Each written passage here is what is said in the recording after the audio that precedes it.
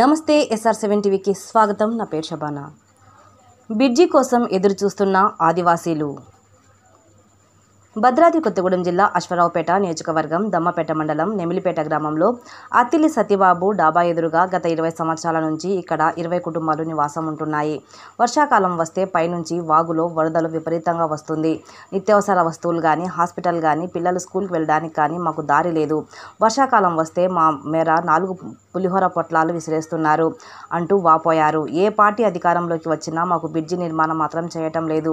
ఓట్ల కోసం మాత్రం మా దగ్గరకు నిత్యం తిరుగుతూ ఉంటారు. మా ఓట్లు కావాలి కానీ మా సమస్యలు పట్టించుకోరా అంటూ గ్రామస్తులు మండిపడుతున్నారు. అధికారులు స్పందించి మాకు బ్రిడ్జి నిర్మాణం చేయాలని కోరుకుంటున్నారు. ఈ కార్యక్రమంలో ఆదిలక్ష్మి, కురం రాములమ్మ, రాముడు, వెంకటేష్, రత్తమ్మ, కీర్తి, మౌనిక, రాధాకృష్ణ, వెంకటలక్ష్మి, మనీష్, శ్రీను గ్రామ పెద్దలు ఉన్నారు.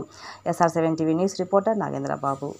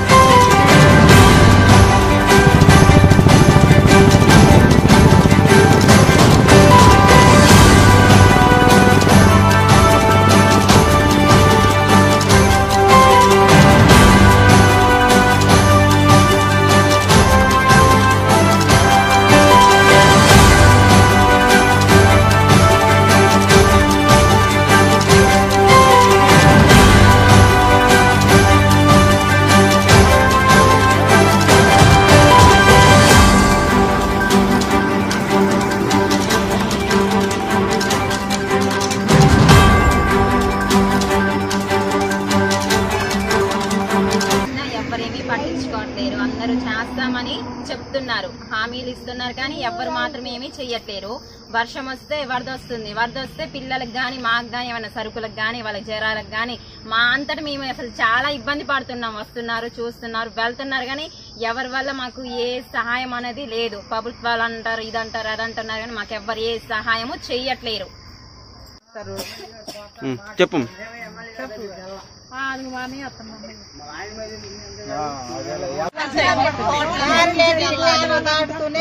వర్షం వస్తే దారి ఉండదు.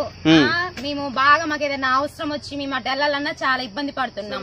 వెళ్ళడానికి ఇలా తోటలో నుంచి వెళ్తున్నాం. ఇంతమంది వచ్చారు, వెళ్తున్నారు, చూస్తున్నారు, పోతున్నారు. మాకెవ్వరు ఏ సహాయం లేదు.